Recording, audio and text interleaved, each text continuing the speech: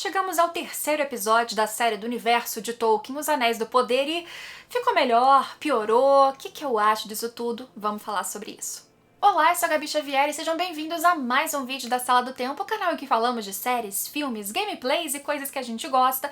E pra quem acompanha a gente e não viu a explicação simples e concisa do porquê estou gravando sozinha e não com o André esse vídeo, a gente falou no vídeo sobre House of the Dragon, que sai toda semana também, então acompanha a gente. É porque o André não tá curtindo a série, ele tá achando arrastado, não tá empolgando, e isso prova pra vocês que as pessoas podem discordar e serem casadas e viverem bem, e tá tudo certo. Então, aqui eu vou dar a minha opinião mais uma vez e você pode discordar de mim tranquilamente. Só lembre que essa é a minha visão, que eu não quero instituir e colocar como certa pra ninguém, e assim eu espero que você faça nos comentários também, beleza? Então vamos lá.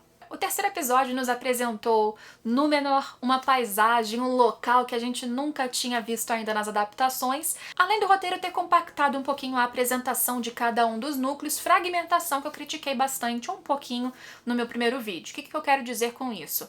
Dessa vez, no terceiro episódio, eles trabalharam apenas 3 grandes focos que caminharam um pouquinho mais, para além de trabalhar todos os núcleos absolutos e andar muito pouco. Sensação que eu acho que colaborou para os primeiros, em especial o primeiro episódio, parecer arrastado para muitas pessoas.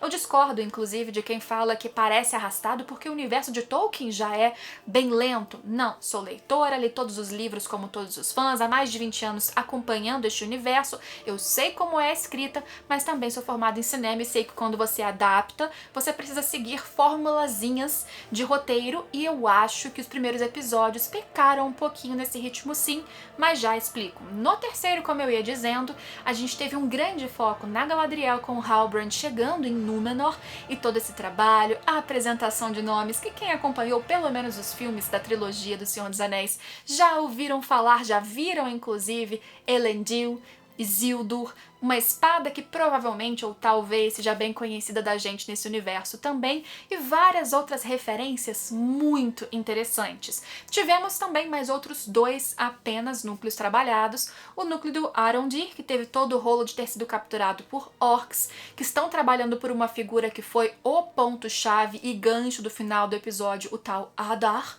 que a gente vai discutir quem pode ser, e é claro, tivemos também uma pontinha do núcleo dos antepassados dos hobbits, os pés peludos, e o tal estranho, Gandalf, para alguns Sauron ou não. Fica claro que a série tá usando alguns artifícios bem baratos até pra gente enxergar pistas, provavelmente várias delas falsas, para tentarmos adivinhar onde está o Sauron, que é a grande questão dessa segunda era, né? A primeira vez que ele toma a frente após a queda do Morgoth. E eu acho que como ritmo, o terceiro episódio funcionou muito melhor do que principalmente, como eu disse, o primeiro, e mesmo do que o segundo, porque eu acredito que o universo ele é muito grande de Tolkien, sim, eu concordo com quem diz que não vai ser algo tão acelerado, rápido, animado ou cheio de ação como é a outra série grande dessa mesma época, House of the Dragon, e eu acho que não cabe comparação nesse sentido porque são histórias levadas e contadas de forma diferente, tudo bem.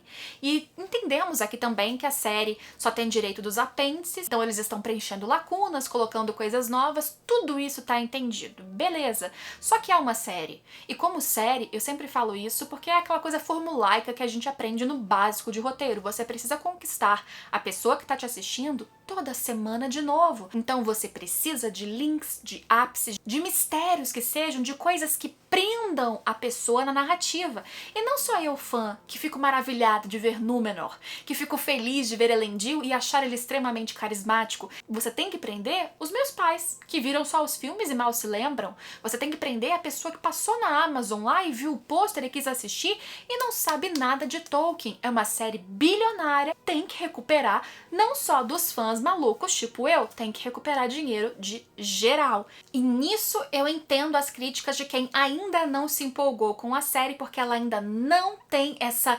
emergência, sensação de mistério tão grande para que as pessoas se sintam impulsionadas a continuar se não forem tão apegadas ao universo fantástico em si. Mas o que a gente viu na série? No terceiro episódio, abriu com a Galadriel descobrindo quem era o responsável pelo navio que a salvou, enfim, do mar junto com o Halbrand, e ele era o Elendil. Elendil é um Dúnedain, ou ele é de uma linhagem específica de Númenor, e Númenor tem uma história que é interessante e que a série, como num geral, não conta tão detalhadamente assim. Eu acho que isso é um problema, e eu costumo dizer o seguinte, eu entendi a questão dos direitos, mas quem tá assistindo não tem nada a ver com isso, então eu acho que as coisas deveriam ser um pouquinho melhores explicadas como desce, mas ok. Númenor é uma terra que fica a oeste do que a gente tem da Terra-média, e a oeste de Númenor fica o local chamado Valinor, as Terras Imortais. Nessa época, inclusive, da Terra-média, era uma terra plana mesmo, o mundo não era esférico, e inclusive o pessoal de Númenor, como foi dito brevemente na série, ganharam o direito de morar nessas terras após ajudarem contra Morgoth na Primeira Era. Só que eles eram proibidos de navegar ao extremo oeste porque eles não poderiam pisar nas Terras Imortais. Esse é um ponto interessante, provavelmente eles vão tratar disso mais à frente, porque coisas se desenrolarão em função dessa proibição, mas já deu pra gente ver que lá os numerianos, eles têm algumas diferenças. Primeiro, não tá explícito, mas eles chamam, por exemplo, Halbrand, que é um homem do sul, da Terra-média, de homem inferior, porque eles realmente são diferenciados. Eles, por exemplo, vivem mais. Eles vivem cerca de 200 anos, as pessoas comuns de Númenor, o pessoal ligado de alguma forma à família real, por exemplo, aí podem viver até mais que isso, 300, 400 anos, mas isso por duas explicações diferentes. Primeiro, porque os Valar concederam essa bênção às pessoas que estão nessa ilha por terem ajudado na guerra contra Morgoth, e depois também porque essas pessoas que descendem do primeiro rei Elros, que é um que apareceu ali como irmão do Elrond, assim como Elrond, ele era um meio-elfo, só que diferente do Elrond, ele escolheu a mortalidade. E assim, ele viveu muito tempo, porém, ele teve um fim. Isso vai explicar pra vocês, por exemplo, por que Arwen, que descende inclusive dessa mesma linhagem como meio-elfa, ela pôde escolher ser mortal nos filmes da trilogia. Formas e privilégios por causa dessa associação que foi um presente não dos elfos, mas dos Valar, que são esses espécies de anjos que eu comentei pra vocês no primeiro vídeo, que foram criados por Eru, ou o deus desse universo que a gente acompanha. Só que homens no universo de Tolkien, como a gente viu na Terceira Era, que foca bastante neles, eles são muito facilmente corruptíveis, são muito gananciosos, e a gente vê que algo começou a se desenrolar em Númenor, por exemplo, para eles se desvincularem dos elfos, não quererem mais recebê-los, não receberem inclusive mesmo a Galadriel de forma bem gentil, muito pelo contrário, ela é tratada com desprezo. Apesar do núcleo da Galadriel ser muito levado por ela e eu ainda não ter comprado a personagem em si, eu já falei no primeiro vídeo, mas eu não tenho nada contra essa repaginada ou a visão de uma Galadriel de uma Segunda Era que era mais guerreira, até porque os livros de Tolkien, do que a gente sabe de Segunda Era ou descrições a mais dela previamente à Terceira Era, que é a era da Sociedade do Anel que a gente acompanhou nos filmes de Peter Jackson, por exemplo, fala assim que ela era alta, guerreira, atlética, então dá pra você imaginar um momento em que ela teve essas características. Fora isso, os livros de Tolkien, mesmo na natureza da Terra-média, outros materiais paralelos, falam que os elfos, apesar de serem tipicamente atrelados a coisas boas da natureza, eles tinham sim com frequência ódio, ganância, inveja, sentimentos passionais que, por exemplo, a gente vê muitas vezes na Galadriel nessa repaginada em Anéis do Poder. Não tenho problema com essa visão, porque é uma adaptação. Eu sou assim com realmente vários live actions, eu sou muito tranquila com adaptações. Porém, a personagem, pra mim, ainda não é carismática. Ela tá sempre muito carrancuda. Em alguns momentos no terceiro episódio eu vi esse brilho no olhar que a Cate Blanchett deu muito bem na Terceira Era, na trilogia do Peter Jackson, que eu acho que era muito legal, que era uma forma de passar poder pra personagem sem ela precisar abrir a boca. Eu vi um ou outro lampejo disso nesse terceiro episódio, por influência dos filmes ou não, mas num geral ela realmente parece muito comum. E eu entendo que a gente é influenciado pela visão dos filmes de que os elfos pareciam quase angelicais, mas existe um quê dessas descrições no livro, mesmo que muito brandas, que também nos levam a crer que eles são, de alguma forma, um pouco mais diferenciados dos homens. E essa falta dessa diferença entre os filhos elfos de Eru e os filhos homens de Eru gera talvez um descontentamento de pessoas que criaram um imaginário muito consolidado antes da série chegar. Eu compreendo, mas a Galadriel por si só, independente de todas essas diferenças, pra mim, o que me incomoda é que fosse ela um hobbit, um ser humano ou um elfo, ela ainda não me deixa feliz. Uma personagem que, em geral, eu acho chatinha. E isso pra mim me incomoda, porque eu acho a Galadriel maravilhosa. Só que o núcleo dela foi bom. Porque o Halbrand, por exemplo, se tornou um personagem interessante, que mostra que é um homem que fica ali cambaleando, não mostra muito o seu passado, parece um cara muito safo. Ele consegue, por exemplo, acalmar as coisas quando Galadriel estava basicamente dizendo: vamos pegar aqui e entrar na porrada porque eu não quero saber, eu quero voltar pra Terra-média e quero ver quem vai me impedir. Ele consegue ser mão leve pra pegar a adaga do irmão da Galadriel e devolver pra ela, mas ao mesmo tempo ele tem um interesse muito grande pela parte ali dos ferreiros, o que eu acho que é uma pista que pode ser falsa ou não, para vinculá-lo ao Sauron. Pra quem não sabe, o Sauron, ele é um Maia, que é basicamente uma linhagem de seres superiores abaixo desses Valar, que são os deuses, anjos, enfim, criados pelo deus Eru. E o Sauron, como Maiar, antes de se tornar um servo de Morgoth reconhecidamente, ele estudou com um Valar que ele é linkado justamente a essas artes de ferreiro, de construir e moldar essas substâncias da terra, para inclusive trazer essa associação de que depois o Sauron teria conhecimento suficiente, inclusive para fazer um anel. E aí quando o Halbrand fica interessado nesse tipo de trabalho, surge aquela pulguinha atrás da nossa orelha que, de novo, pode ser simplesmente uma dica falsa. Mas sendo isso ou não, o cara depois, a gente vê que ele senta na mesa para tentar amigar, e ele parece que engole algum sentimento de raiva quando tentam provocar, e de repente vira a chavinha e ele já é encantador. E todo mundo já ama ele num segundo, e ele sai dali roubando de novo na mão leve. E quando vão enfrentar, ele dá de novo uma segurada do tipo: não tô a fim de explodir, você quer realmente me enfrentar? E quando enfrentam, ele parte pra agressividade absurda. Então, seja ele Sauron ou não, um humano normal ou não, um rei exilado ou não, como a Galadriel agora criou na cabeça dela e ele acabou meio que concordando silenciosamente, o que fica claro é que este Halbrand tem trevas dentro do seu coração, algo que ele tenta esconder ou pelo menos não alimentar naquele momento, e ele é, sem dúvidas, uma figura muito misteriosa. Isso e os mistérios de Númenor e a figura do Elendil, pra mim, independente de Galadriel, fizeram com que este núcleo que tomou a maior parte do episódio fosse bem interessante. Elendil é um nome que o Aragorn fala várias vezes durante todos os filmes que você assistiu, e o Aragorn, ele é dessa linhagem. Ele não nasceu em Númenor, ele vem depois, mas ele vem exatamente dessa linhagem, e Elendil e Isildur aparecem no prólogo, no comecinho da Sociedade do Anel, na história exatamente da primeira queda de Sauron. Então, comentando o que a gente tem nos filmes, spoilers dos filmes, apesar de ser o futuro da série, ok? O que a gente tem brevemente é que o Elendil, ele de alguma forma vai para a Terra-média, e ele está na batalha contra o Sauron, e a espada dele, à época, que eu acho que tem semelhanças com a que tem Close, sim, nessa série, que pode ter mudança de formato.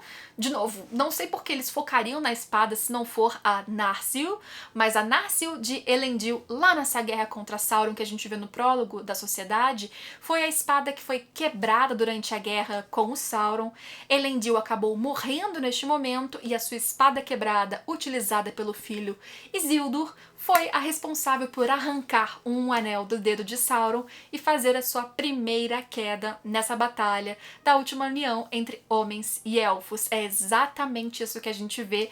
E é o Isildur que, quando tinha que jogar o anel pra ser destruído, ele olha e fala: não, bota um anel, e todo o caos acontece, e é a vergonha do passado, inclusive, do Aragorn. E é tudo que ele precisa superar pra abraçar de novo a sua linhagem, ser o rei, enfim, outras histórias. E eu achei o Elendil com um ar que me lembrava muito exatamente o que eu imaginava e o que eu vi do Aragorn. Mas ele também vem de uma linhagem que tem um vínculo, um respeito, uma ligação e um conhecimento pelos elfos. Por isso ele conhece a língua, por isso ele tem uma certa admiração ou ligação com a Galadriel diferente, ele respeita a Rainha Regente, claro, mas ele tem uma nobreza, um jeito que me lembra mesmo o que a gente viu com o Viggo Mortensen com o Aragorn. Então eu consigo entender, por exemplo, que eles são da mesma família. Foi um personagem que me cativou assim de cara. Isildur não gosto, mas porque eu sei o que acontece com Isildur de verdade, mas achei interessante também vê-lo e ver como ele talvez seja um cara que desde então já é perdido, e lá no mar de repente ele escuta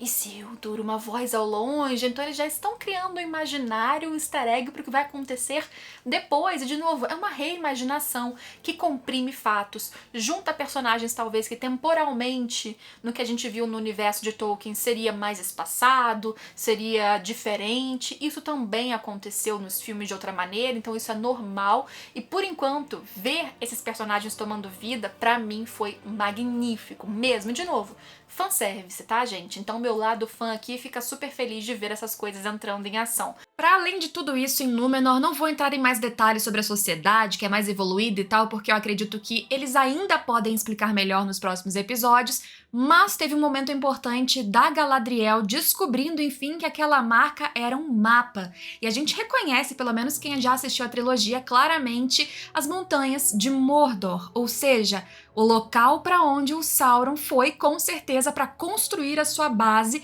e que agora ela acabou de identificar. Comentário extra desse núcleo, negócio do cavalo, slow motion, pra mim assim, eu entendi, legal, você tem uma câmera lenta, cena que poderia ser bonita, entendi que era a Galadriel assim, em contato com a natureza, um negócio meio élfico, ela feliz, mas a cena ficou esquisita.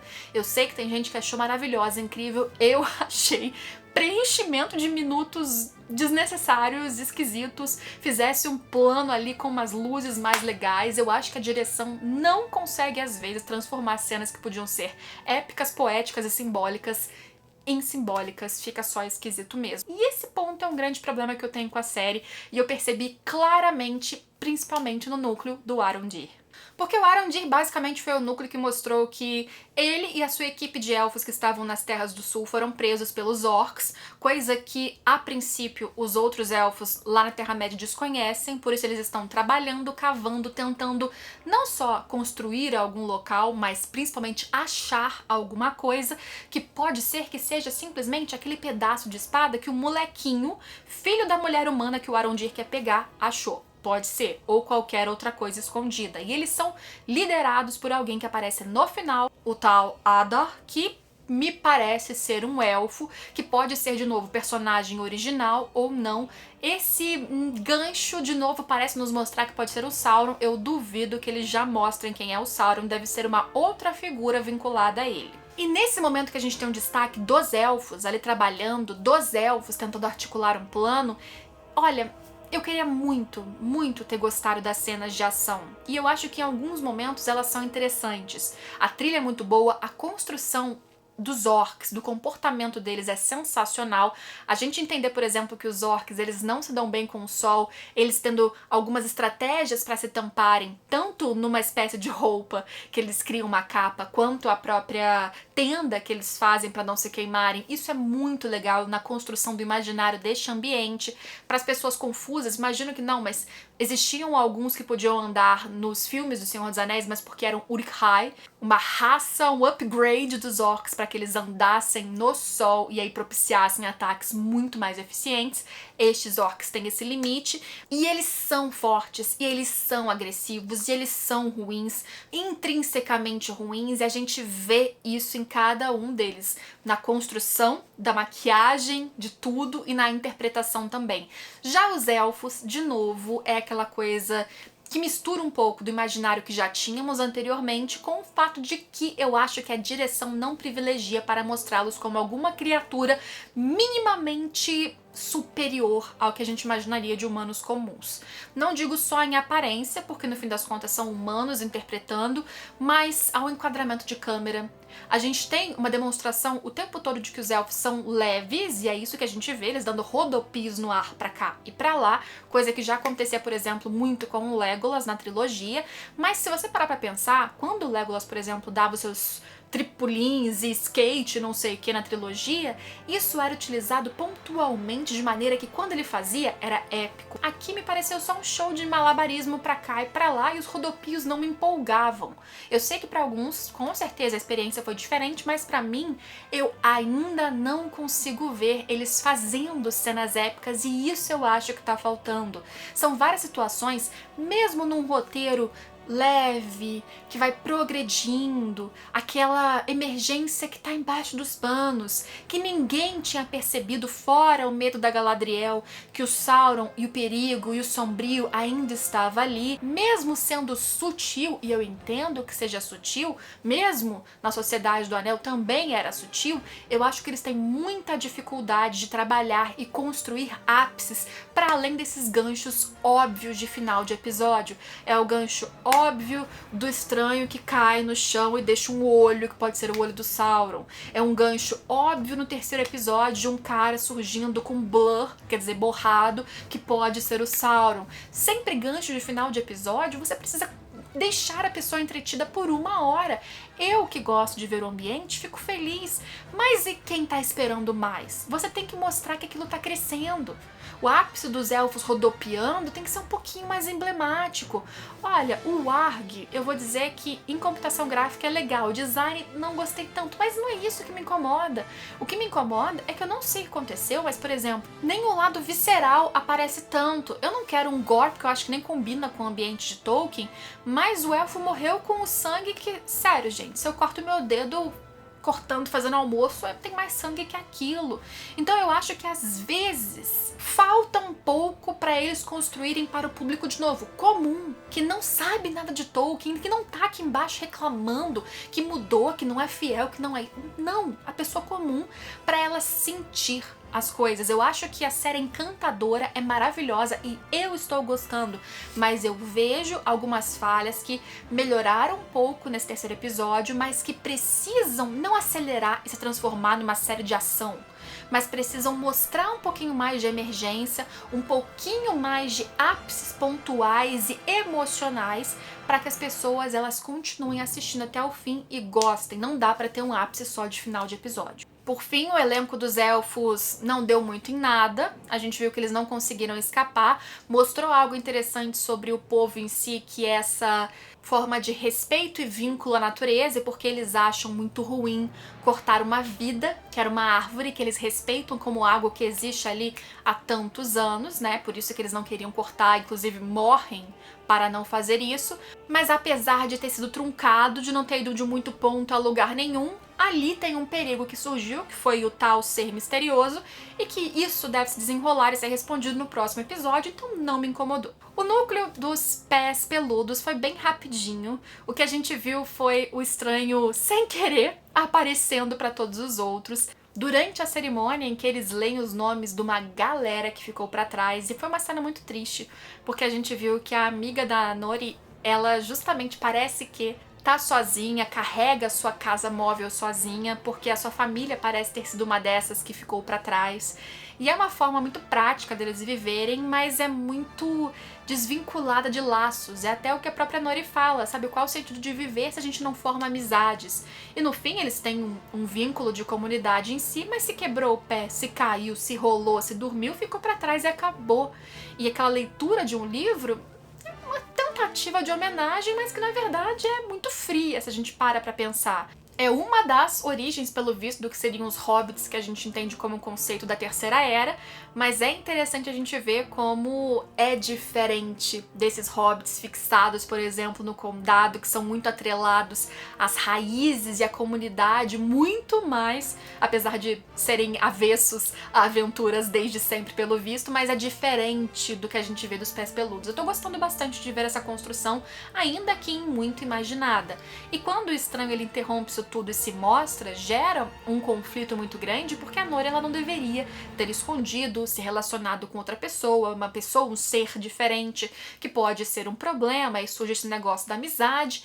Só que ele acaba sendo muito importante depois, porque a família dela seria uma dessas que ficaria pra trás, porque o pai não tem condições de carregar ali tudo deles. Então não só eles estavam no fim da fila por punição ao que a Nori fez, mas eles não estavam conseguindo carregar o mínimo. O estranho aparece, ele fala amigo, o que parece ali muito da dinâmica, de novo, talvez de propósito, ao que a gente tem da construção do Gandalf, que pode ser, de novo, outra pista falsa, eu sei, mas ele aparece ainda como um ser mais amigável, mágico, sem dúvidas, provavelmente algum Maiar, se não o Gandalf ou o Sauron, alguém que a gente não conhece, pode ser um personagem original, sim, e ele ajuda a carregar a carroça da família da Nori, e por isso parece que eles continuam seguindo a migração junto com os Pés Peludos. Agora, o que vai acontecer quando eles chegarem junto com o estranho, não sei. Eu, particularmente, estou gostando. Aqui em casa eu tenho um marido que dropou, por enquanto, porque não tá animado e ele,